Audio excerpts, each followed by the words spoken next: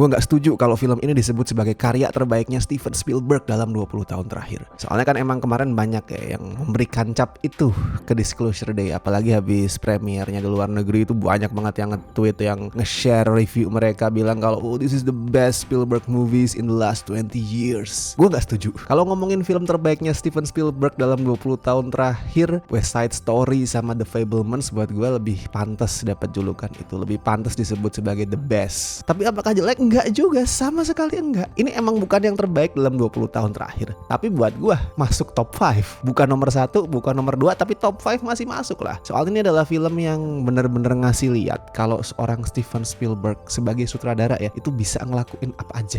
Dia bisa ngelakuin banyak hal yang secara teknis tuh kayak untuk orang-orang rakyat jelata awam seperti gue tuh bikin bertanya-tanya, kok bisa dia ngelakuin kayak gitu. Tapi lu jangan keliru berekspektasi ya. Jangan lu berharap Disclosure Day adalah film UFO, film alien yang konvensional, yang mungkin mirip kayak E.T. atau bahkan Close Encounters of the Third Kind. Daripada film-film kayak gitu, Disclosure Day itu lebih dekat ke arah thriller konspirasi yang ada selipan actionnya. Daripada ngasih lihat kekaguman dia terhadap alien, terhadap UFO, Spielberg nih di sini lebih tertarik untuk nyorotin perdebatan tentang hal ini. Kalau misalkan alien, UFO itu bener-bener ada, apakah sebaiknya umat manusia itu perlu tahu atau emang better dirahasiain aja? Fokusnya lebih ke arah situ daripada aliennya. Itu yang ngebuat Disclosure Day buat gue unik. Bahkan dari adegan pembukanya, opening sequence-nya, film ini udah unik banget. Sekilas kayak adegan biasa aja, tapi kalau lu perhatiin lebih jauh, ini adegan unik banget. Jadi filmnya itu dibuka dengan situasi di mana si Daniel, karakter utamanya yang diperanin Josh O'Connor, itu berusaha nyelamatin pacarnya Jane yang diperanin Eve Hewson. Buat yang belum tahu, ini anaknya Bono Yutu ya. Jadi si Eve itu diculik gara-gara si Daniel itu mencuri data rahasia dari tempat dia kerja, Wordex Corporation namanya, yang di bawah pimpinannya Noah, yang diperanin Colin Firth, yang somehow di sini gue merasa mirip banget muka sama cara ngomongnya sama Slamet Raharjo. Itu mereka berusaha untuk menutupi bukti keberadaan alien. Jadi si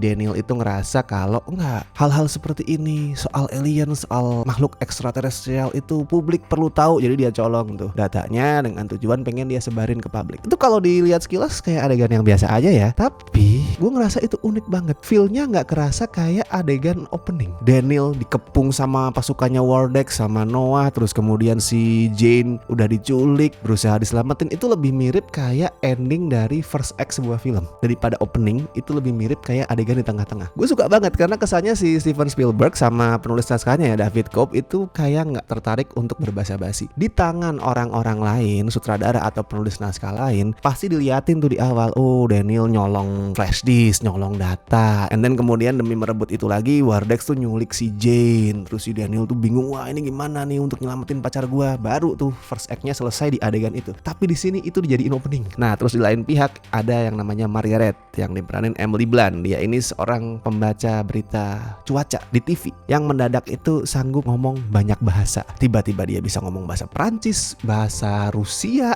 dan pada saat lagi siaran tiba-tiba dia ngeluarin bunyi-bunyian aneh gitu kayak kurang lebih gitulah. Yang BTW itu bukan special effect ya, itu bukan AI tapi beneran suaranya Emily Blunt. Dia ngerekam suara dia sendiri. Dan emang di sini aktingnya Emily Blunt tuh, wih cakep. Kalau ini gue setuju. Pada saat habis premier banyak yang ngomong Emily Blunt deserve to be nominated sebagai best actress di Oscar. Gue setuju. Dia bisa balance antara acting drama sama acting komedi sebagai seorang individu yang bingung, diserang sama tsunami fakta secara tiba-tiba. Bisa serius tapi juga kadang bisa bikin gue tuh ketawa ngelihat polanya yang sering kali awkward, canggung, clumsy. Dan nanti si Margaret itu dapat kekuatan satu lagi, nggak cuman bisa ngomong multilingual, nggak cuman bisa niruin suara alien, tapi dia juga bisa ngebaca isi hati manusia cuman dengan natap mata mereka. Dan aktingnya di situ juga bagus banget. Lu perhatiin ya, setiap kali si Emily Blunt, Margaret itu natap mata orang dan dia mulai bisa ngebaca isi hati orang itu, ekspresinya Emily Blunt tuh kayak ngeliatin perasaan yang campur aduk. Ada dia kaget, ada dia sedih juga di situ. Kalau misalkan yang dia baca tuh adalah isi hati orang yang punya luka, ada empati, nggak kelihatan kayak manusia yang lagi kehilangan kontrol dirinya. Justru dengan cara membaca isi hati menikmati orang lain, dia ngerasa lebih punya koneksi dengan dirinya sendiri dan dengan orang itu. Hebat loh itu. Cuman dari ekspresi aja nonverbal gue bisa ngebaca banyak hal tentang karakternya. Dan nanti jalan hidupnya si Margaret sama si Daniel itu akhirnya saling terhubung, dihubungkan sama Hugo yang diperanin Colman Domingo. Hugo ini juga mantan karyawan Wordex, dan setiap dia muncul dengan cara nelpon dua karakter utamanya itu diliatin kalau selalu ada konstruksi bangunan di sekitar dia. Tapi di awal kita belum ngerti itu ini konstruksi ngapain sih, kok kayak orang-orang di sekitar dia sibuk banget pada nukang. Tapi itu jadi clue lah,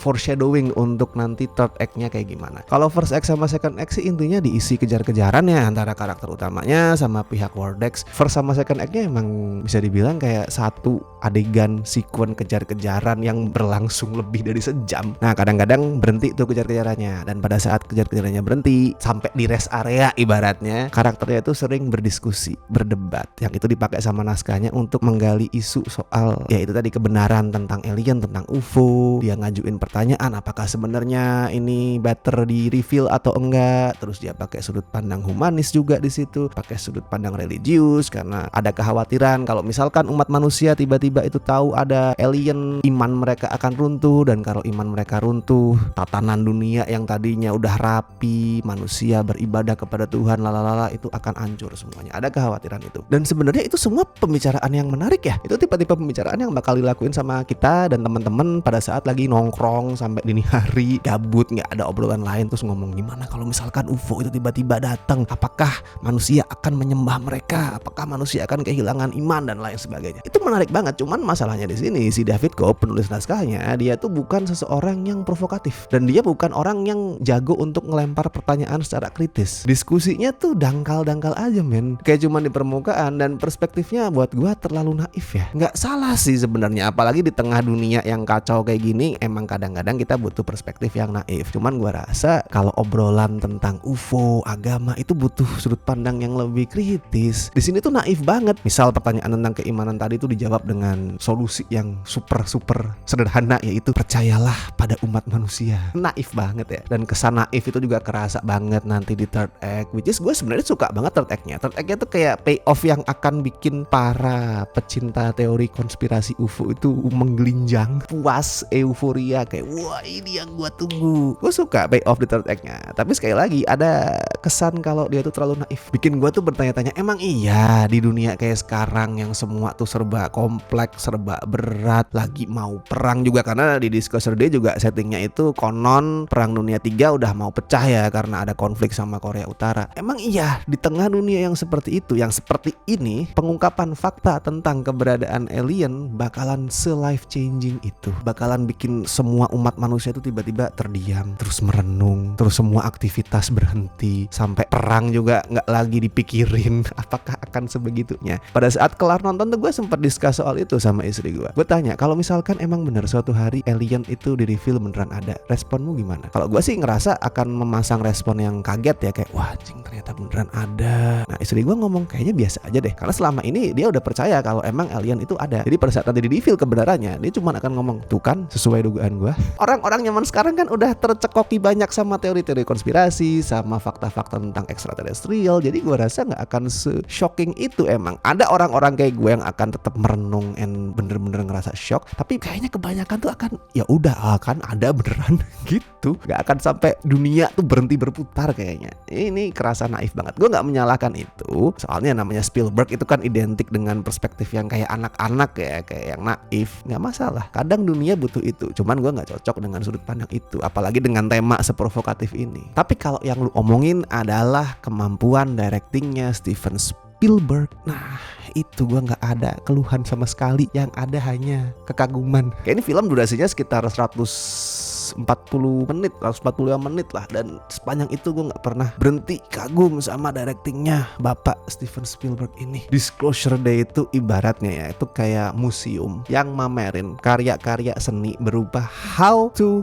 direct blockbuster movie. Banyak banget detail directing yang bikin gue wow. Contoh ya, akan ada tracking shot tuh di dalam rumah yang puncaknya adalah adegan mobil itu nabrak rumah tadi, nabrak rumah sampai masuk masuk dan tiba-tiba mobilnya berhenti tepat di depan kamera. Gue mikir ini kok bisa timingnya presisi banget. Itu mesti detail banget loh, dari kecepatan mobilnya, kecepatan kameranya gerak, timing harus berhentinya gimana. Wah itu harus presisi banget guys. Ntar ada tuh adegan action yang paling gila adalah pada saat si Margaret sama si Daniel tuh gelantungan di pintu kereta api yang lagi jalan ngebut, terus dari depan mereka juga ada kereta yang jalan ke arah berlawanan. Wah anjir itu bener-bener gua anxiety kumat nontonnya. Itu contoh yang gede, situasi yang gede. Tapi di situasi yang kecil, yang remeh, Spielberg juga bisa bangun ketegangan. Kayak misal pada saat si Jane itu lagi nelpon di semacam diner, restoran gitu. Terus berkali-kali kita tuh ngelihat pelayan tuh mondar-mandir di depan dia, di foreground atau di belakang dia, di background. Itu pelayan gak ngapa-ngapain semua, tapi gue dibikin ngerasa cemas kayak wah ini jangan-jangan pelayannya nih akan menangkap dia nih, akan nguping pembicaraan dia. Sebenarnya pelayan ini adalah mata-mata. Spielberg jago banget mainin asumsi penontonnya tanpa harus diucapin secara verbal. Misalkan si Jane tuh ngomong